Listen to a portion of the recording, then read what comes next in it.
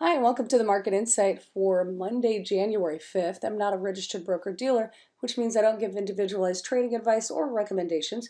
Trading has risks, so use caution and paper trade before moving into any real money positions.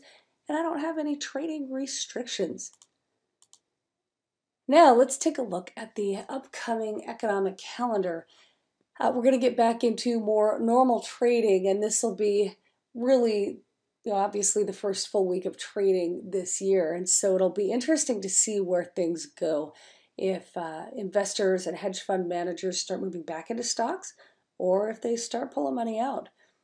So we've got economic reports, not much on Monday, a little bit on Tuesday, Wednesday. You'll see Wednesday's where it picks up with our FOMC minutes being released and international trade numbers and ADP employment report.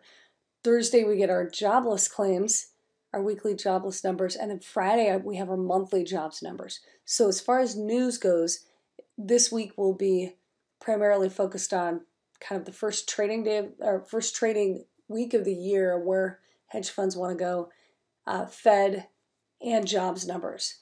So those will take precedent here. Also keep in mind that later this month we run into earnings season again. And so that may have an effect on where stocks are going as well. So let's switch over to extreme charts and let's look at what we have going on chart-wise. If you'll notice, the S&P, here we go, retraced the last couple of days. And then on Friday, we had a big doji, kind of a reversal day. So what's going on is the 50 exponential moving average, at least right now, is being recognized as some support. And this could be viewed as 3 retracement days. And so with 3 down days in a row, now moving into the first trading week of the year, we might see the buyers move in. And a lot of that is going to depend on whether how investors and how the hedge fund managers feel about the market right now and going into this year and this earnings season. But if they like it, expect to see a buying pressure at some point this week that could drive the S&P back up above that 10 exponential moving average area. Now, if they don't like it and if they're a little bit concerned, we might get more selling pressure and it might lead to a pullback to possibly the 50. I may have misspoke. I may have called this the 50. This is the 20 moving average on the S&P right now that is holding a support. If things pull back further, we may see the 50 moving average be tested, or even the 200. You'll notice the 200 simple is coming in awfully close to some horizontal support over here from the last low that we hit in December. So there certainly is the possibility that the markets could pull down more, but with the day count, 3 days down, I think you need to be prepared for the possibility of a bounce. And if we get that, that's going to set up bullish trading signals for many of our other stocks, many of which we'll go through here today.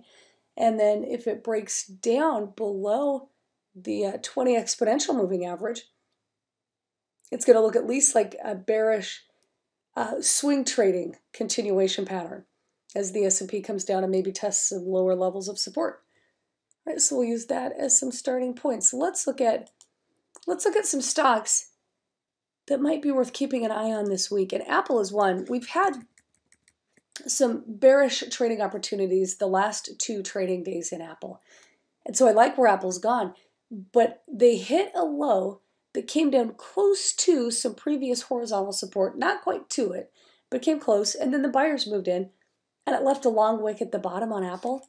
And so if you have put positions that you held through that rally, I think it does make sense to move stops down near the closing price from Friday to maintain any profit that you may have, and then be ready for a possible bounce.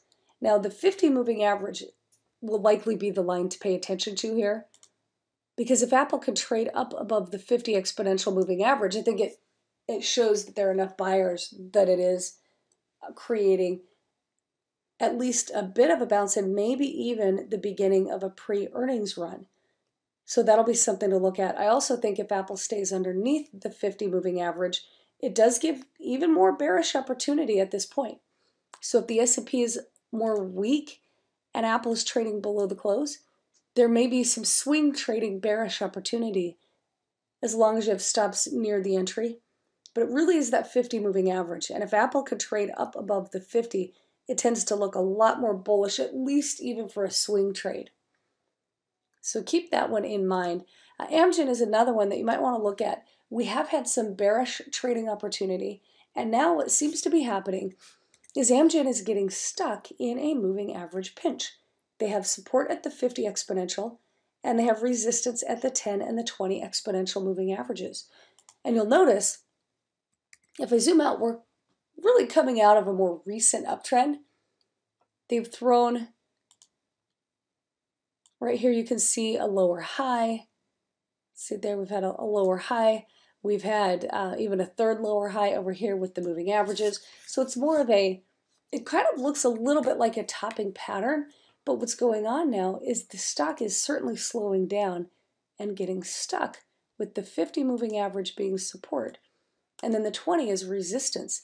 So this may be something that you tighten stops up on any positions that you may have and then wait for a breakout for future directional trades.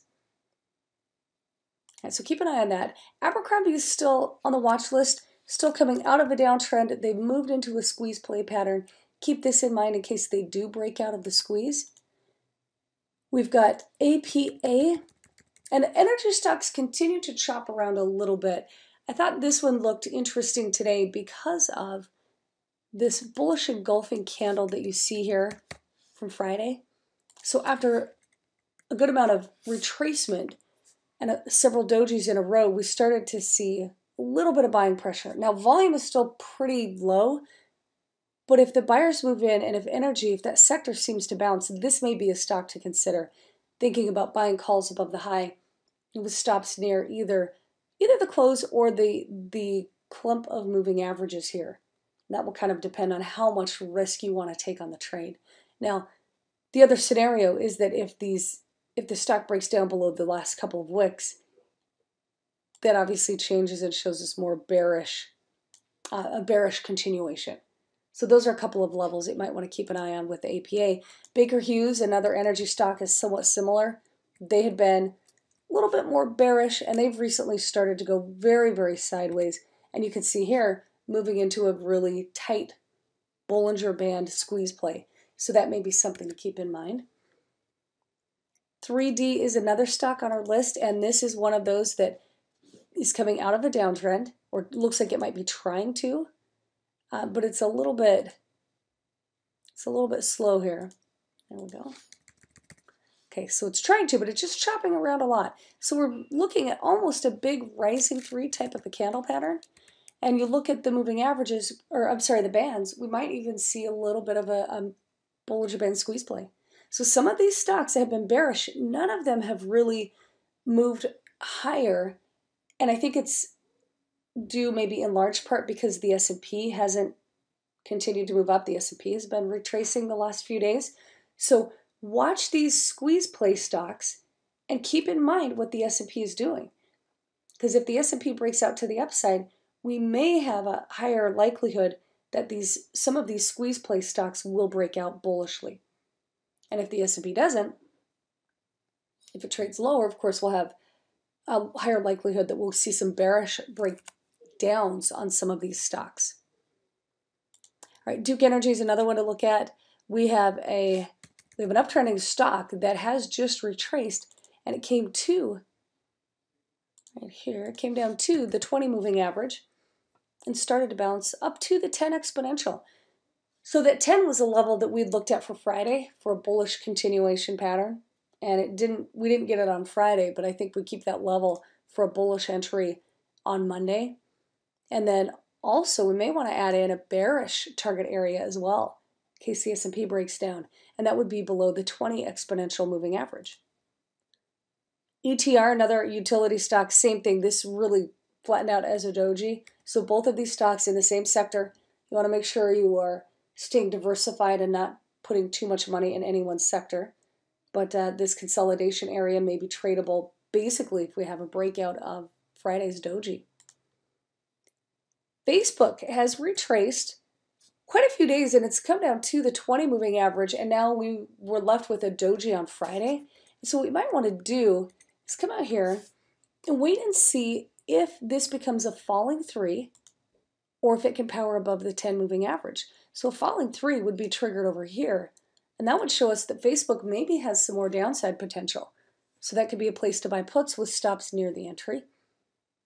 But then a break of this pattern would come if we do get a big strong rally above the 10 exponential moving average. And this is another one where the direction of the S&P may help in determining whether there's a trade here on Facebook. Green Mountain has been slowly bearish after breaking down below that wedge pattern.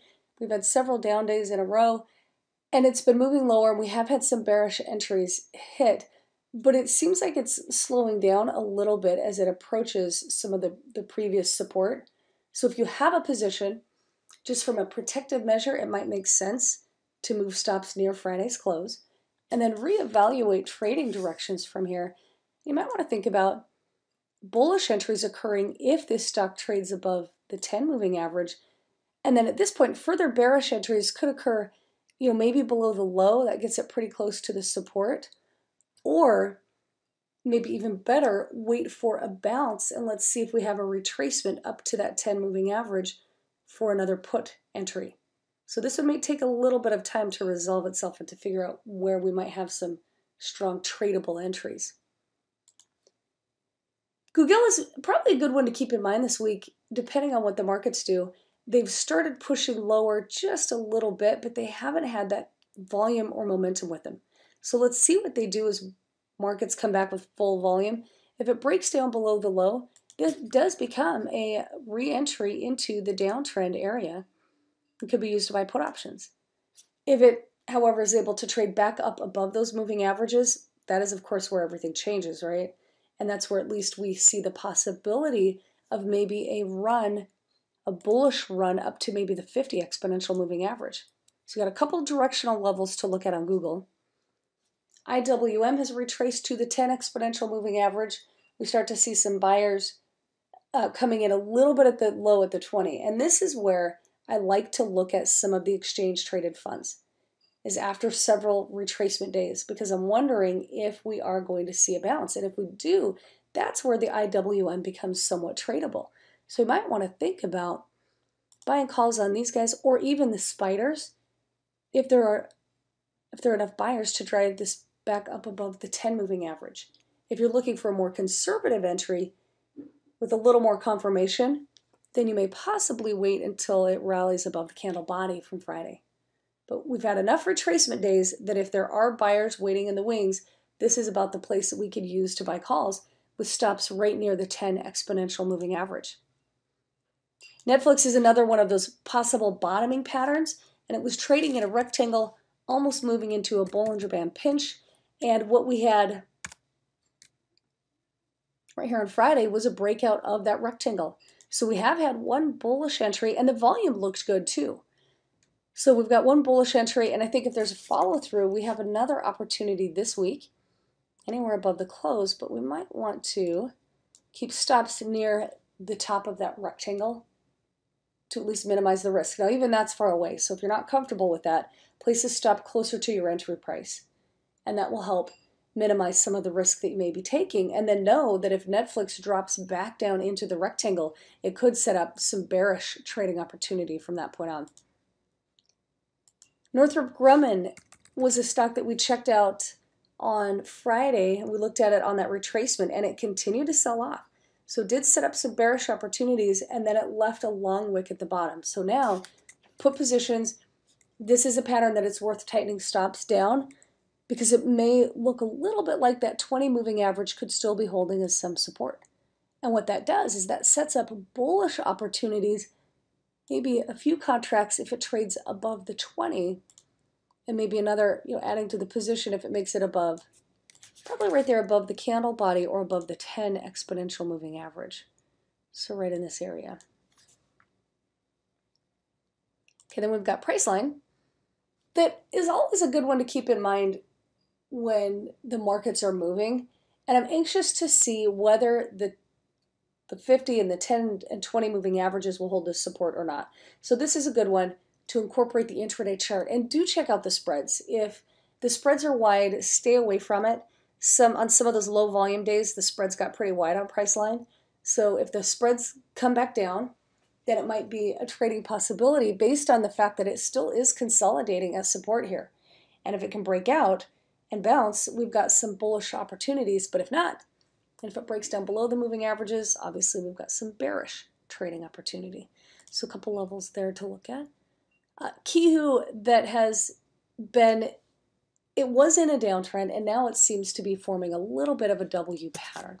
So you've got a low, it hasn't made a lower low, which is a little bit bullish, and it did trade up to the 20 moving average last time. It hit the 20 and reversed. So that 20 moving average may be a level to watch on Kihu. We'll see if it rallies above the 20. We've got a place to buy calls with stops underneath the 20 exponential moving average. Win also hit some bearish entries for us, and then since that point, it's thrown a long wick at the bottom.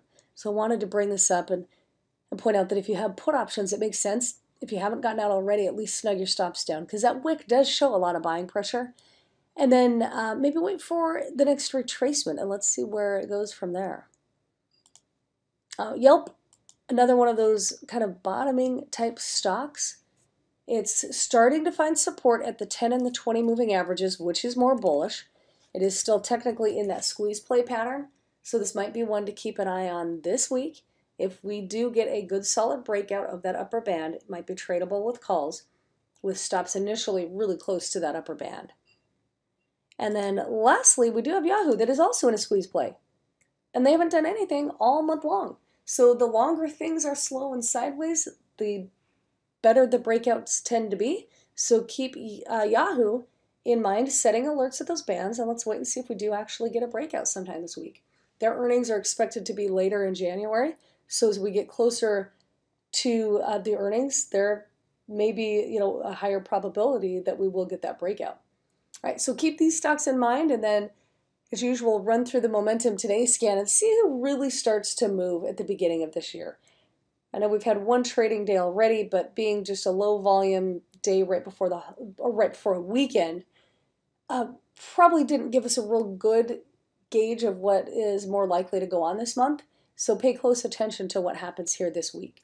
All right, so thanks for joining me, and I will touch bases with you again online this week. Thanks, everyone, and I will look forward to seeing you in Dallas this week, live on Thursday, Friday at the Dallas Next Step. And then don't forget, next week, I'll be speaking in Philadelphia on Thursday, Friday with Bill and John White. I'll be sticking around for his one-day class on Saturday. So we'll be speaking in Philadelphia on the 15th, 16th, and 17th. So I look forward to seeing you live at some of those events. All right, thanks everyone. Take care. And again, Happy New Year.